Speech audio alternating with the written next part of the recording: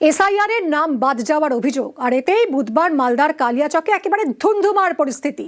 7 বিচারককে ঘেরাও করে রাখা হলো বিডিও অফিসে। আর এতেই ক্ষুব্ধ সুপ্রিম কোর্ট। নির্বাচন কমিশনকে শীর্ষ আদালত নির্দেশ দেয় সিবিআই বা এনআইএ কে দিয়ে তদন্ত করাতে হবে। এরপরই কড়া পদক্ষেপ জাতীয় নির্বাচন কমিশনের। সুপ্রিম কোর্টের নির্দেশ মতো সিবিআই কে তদন্তভার নির্বাচন কমিশনের। সুপ্রিম কোর্টের নির্দেশে সিবিআই কে তদন্তভার দিল নির্বাচন কমিশন। কথা বলবো সোমরাজ আমাদের প্রতিনিধির সঙ্গে। সোমরাজ, যথেষ্ট ক্ষুব্ধ বিরক্ত সুপ্রিম কোর্ট এবং নির্বাচন কমিশন যথেষ্ট কড়া অবস্থান নিল। সিবিআই কে তাহলে দেওয়া হলো তদন্তভার।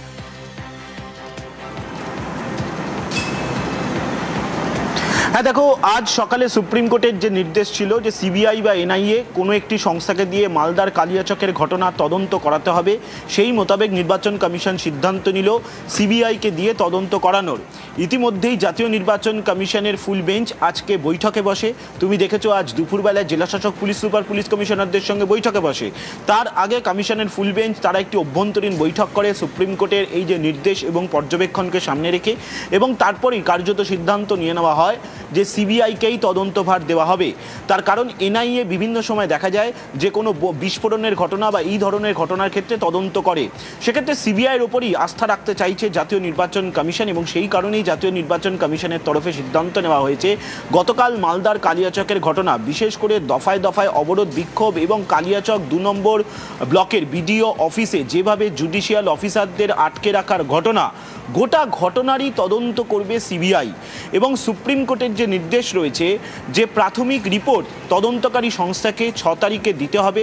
শুধু তাই নয়, তদন্তকারী সংস্থার দায়িত্বপ্রাপ্ত আধিকারিককে শুনানির সময় ভার্চুয়ালি উপস্থিত থাকতে হবে।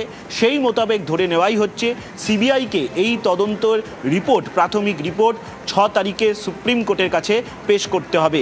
ইতিমধ্যেই জাতীয় নির্বাচন কমিশনের সঙ্গে রাজ্যের মুখ্য নির্বাচনী আধিকারিক মনোজ কুমার আগরওয়ালের গোটা বিষয়টি নিয়ে চর্চা হয়েছে, আলোচনা হয়েছে, এবং তারপরেই সিদ্ধান্ত নিয়ে নেওয়া হয়েছে যে গতকাল মালদার কালিয়াচকে যেভাবে দফায় দফায় অবরোধের ঘটনা ঘটেছে, যেভাবে কালিয়াচকের 2 নম্বর ব্লকের বিডিও অফিসে জুডিশিয়াল অফিসারদের আটকে রাখার মতো ঘটনা ঘটেছে, গোটা ঘটনাটিতেই সিবিআই তদন্ত করবে, তেমনটাই সিদ্ধান্ত নেওয়া হয়েছে জাতীয় নির্বাচন কমিশনের তরফে বলেই কমিশন সূত্রে খবর। সঙ্গে থাকো সোমরাজ।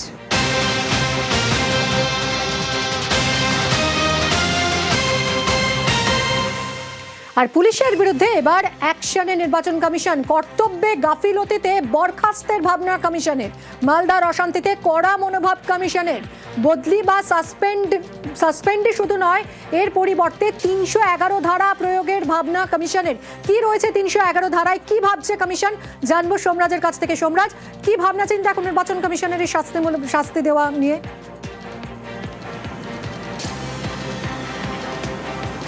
দেখো, নির্বাচন কমিশনের তরফে আজকে যখন ফুল বেঞ্চ বৈঠকে বসে, জেলাশাসক, পুলিশ সুপার, পুলিশ কমিশনার, রাজ্যের মুখ্য সচিব, রাজ্য পুলিশের ডিজিপি, রাজ্যের এডিজি আইন শৃঙ্খলা ছিলেন।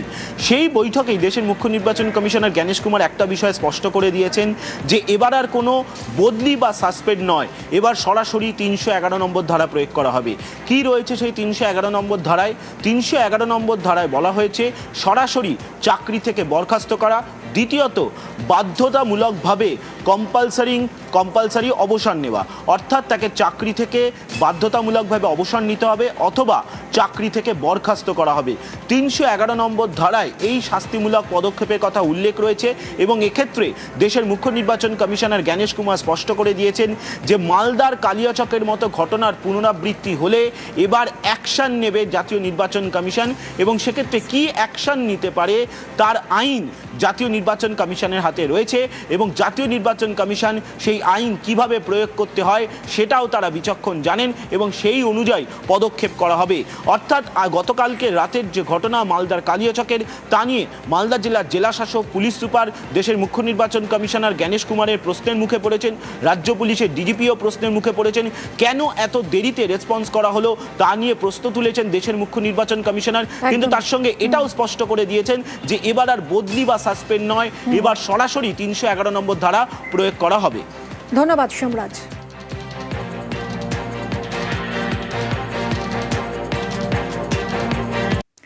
কালিয়াচকে বিক্ষোভে প্রশাসনের ভূমিকায় ক্ষুব্ধ সুপ্রিম কোর্ট। প্রশাসনের শীর্ষ কর্তাদের ভূমিকা নিয়ে প্রশ্ন, কেন জুডিশিয়াল অফিসারদের সুরক্ষা সুনিশ্চিত করতে পারেনি পুলিশ প্রশাসন?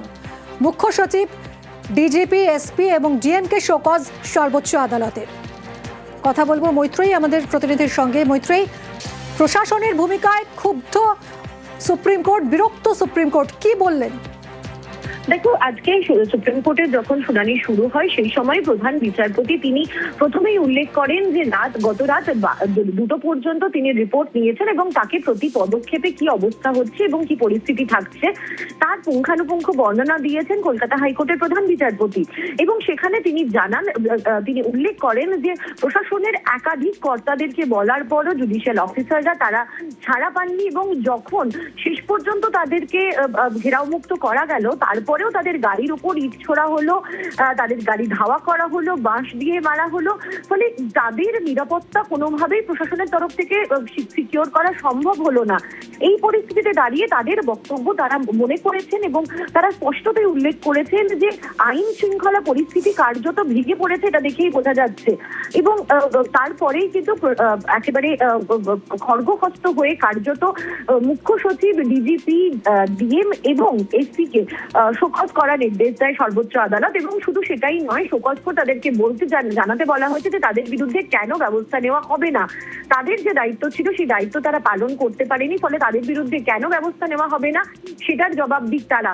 এবং শুধু সেটাই নয়, আগামী 6ই এপ্রিল যখন এই মূল বাংলার এসআইআর মামলার শুনানি হবে সেই সময় ভার্চুয়ালি তাদেরকে উপস্থিত থাকতেও বলা হয়েছে। ফলে সেখানেও যে তাদেরকে সর্বোচ্চ আদালতের একেবারে প্রধান বিচারপতির প্রশ্নের মুখে দাঁড়াতে হবে সেটা কিন্তু বলাই বাহুল্য। সঙ্গে থাকো মৈত্রেয়ী।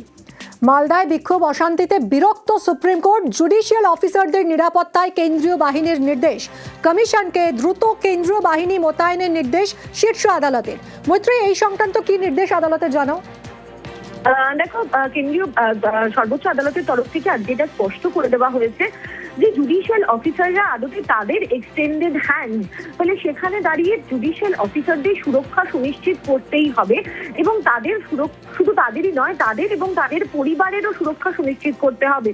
ফলে জুডিশিয়াল অফিসাররা যেখানে কাজ করছেন, যেখানে থাকছেন, তাদের পরিবাররা যেখানে থাকছে, এমনকি জুডিশিয়াল অফিসারদের সম্পত্তি, সেই সবকিছুকে কেন্দ্রীয় বাহিনী দ্বারা প্রোটেক্ট করতে হবে এবং সেটা অবিলম্বে তাদের সুরক্ষা সুনিশ্চিত করতে হবে।